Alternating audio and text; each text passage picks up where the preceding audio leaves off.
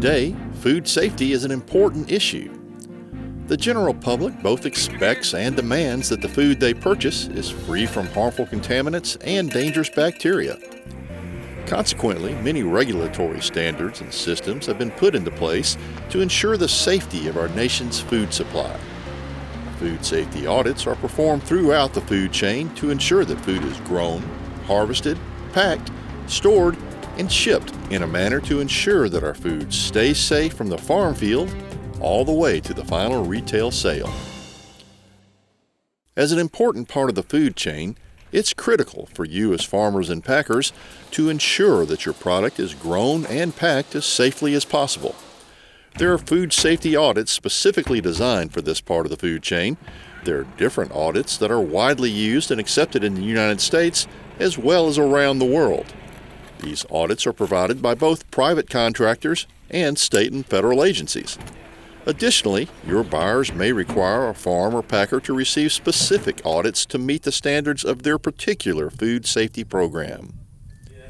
So as a grower and packer, you must have a food safety plan of action, which includes documentation that your plan is actually being carried out.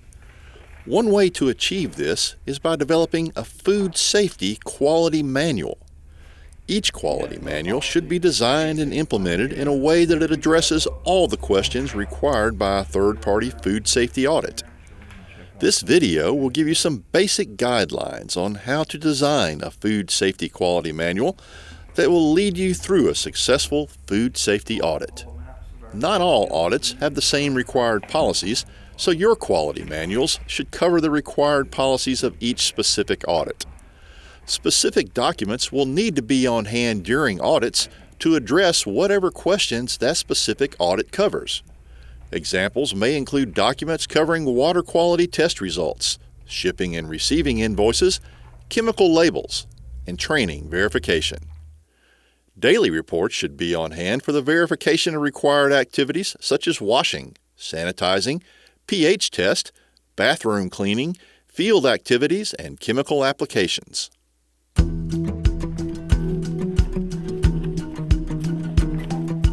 There are several important areas of focus for field operations and field packing. These can include documentations of training on the health and hygiene of the workers, field sanitation units, soil quality test, water quality test, the presence of domestic animals, wild animals, and livestock, chemical applications, and the actual field harvest. Let's go over each of these.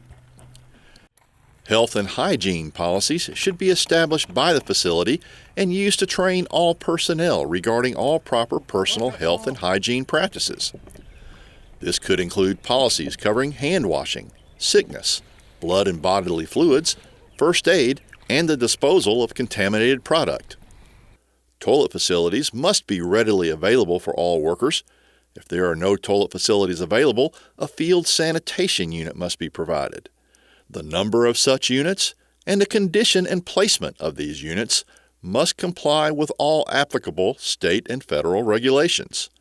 Soap, potable water, and paper towels must be on hand for proper personal hygienic practices.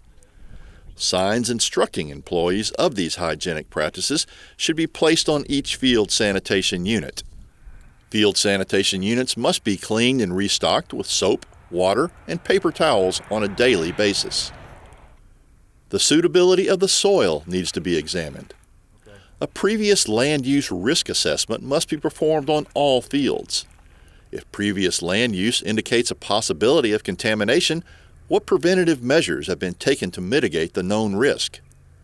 Has the soil been tested for contaminants, and is the land use appropriate considering the test results? Have the crop production areas been subjected to flooding? If so, have the areas been tested for potential microbial hazards? Water quality tests are important. Identify all sources of irrigation water used. Does the water come from ponds, streams, wells, municipal supplies, or some other source? A water quality assessment should be performed to determine if its quality is appropriate for irrigation and chemical application. All water sources must be protected from potential contamination and should be tested on at least an annual basis. Are domestic animals or livestock present in or near the growing fields? Crop production areas should not be located near or adjacent to any animal production facilities unless proper barriers exist and prevent all livestock entry. All crop production areas should be monitored for the presence or signs of wild or domesticated animals. In the case that animals are gaining access to a growing area, actions need to be taken to reduce or stop access to the area. Chemical applications must be monitored and documented. All crop applications should be documented and used according to the label. All applications should be performed by personnel that are trained and licensed by the proper state authorities. And finally, policies should be documented that cover the actual field harvest. There should be documentation to show that all employees have been properly trained on food safety and the proper handling of the product, that employees have been instructed not to pick up any product that has fallen on the ground, that during mechanical harvesting, measures are taken to inspect the product for and remove foreign objects such as glass, metal, rocks, or other dangerous items. All harvesting containers and hauling vehicles that contact the product should be cleaned and sanitized on a scheduled basis. Harvesting containers should not be used for carrying or storing anything other than product. All hand harvesting equipment, such as knives, pruners, and shears, should be kept clean and disinfected on a scheduled basis. Only new or sanitized containers should be used for packing the product. Damaged containers should be properly repaired or disposed of. Field packing material should be properly stored and protected from possible contamination. Packing containers should not contact the ground during harvest. Harvested product being moved from the field to storage should be covered during transport. Product moving from the field should be uniquely identified to enable traceability. Potable water must be available to all employees.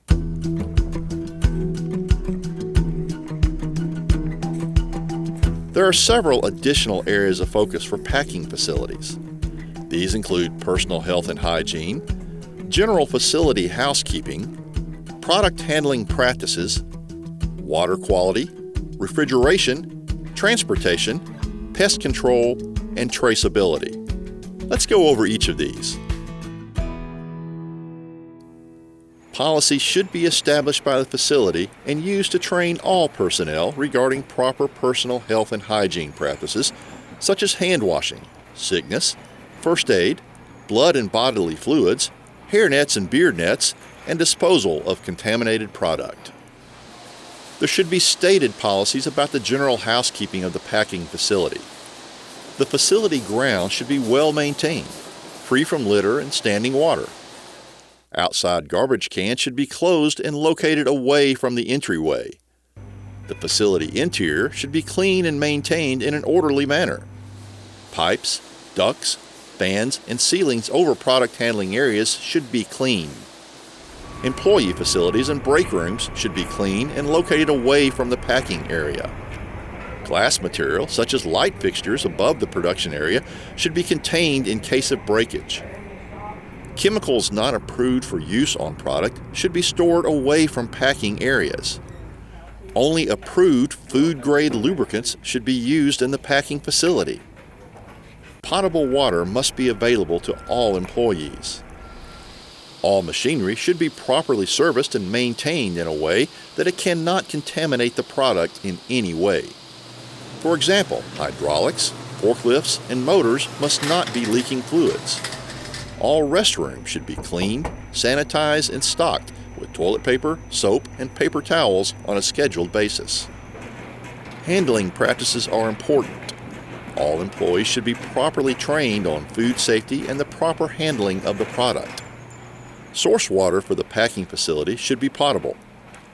All product coming from the field or being staged for packing should be placed in an area that protects it from possible contamination from birds, dust, dirt, and rain. All food contact surfaces, such as the packing line, dump takes, and hydro coolers, should be well maintained, cleaned, and sanitized prior to packing. All packing containers should be new and stored in a way that prevents possible contamination. No packing container should be used to store personal items or anything other than product being packed. No packing container should be used if they have ever been stored improperly or contaminated by dust, dirt, or debris.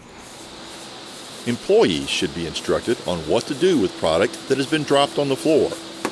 Employees should be following all policies regarding personal health and hygiene, hair nets and beard nets, and jewelry.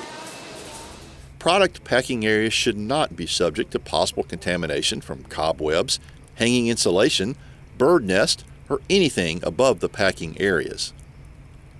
Water quality for packing should be monitored. Water used for cooling or making ice should be potable.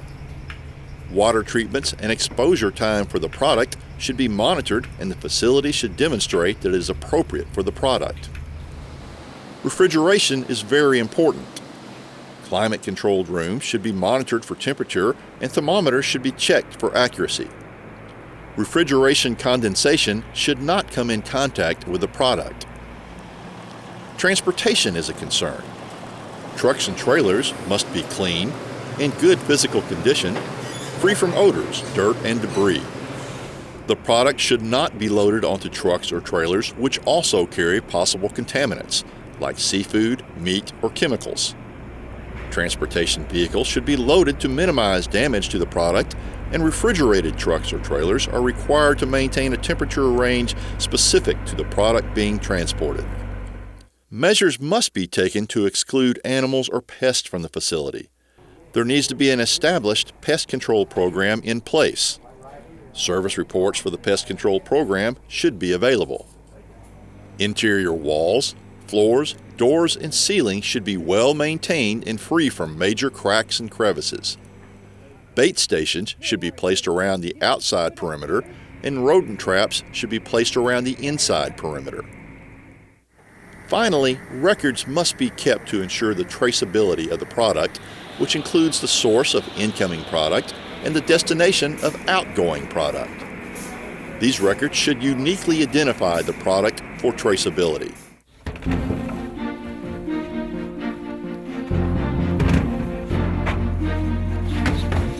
Through this video, we hope that you understand a little more about food safety practices that can be easily implemented on a farm or packing facility.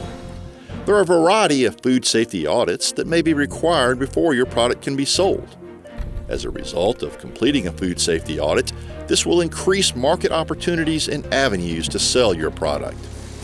In addition, it is our hope that you understand the importance of developing a food safety program at your farm or operation. These audits focus on best agricultural practices to verify that fruits and vegetables are produced, packed, handled, and stored in the safest manner possible to minimize risk of microbial food safety hazards. By implementing a food safety plan, precautionary measures have been taken to reduce contamination and the chances of a foodborne illness outbreak. The United States has the safest food supply in the world. Let's continue on this journey to provide ourselves, our community, our state, and our nation with top quality cuisine.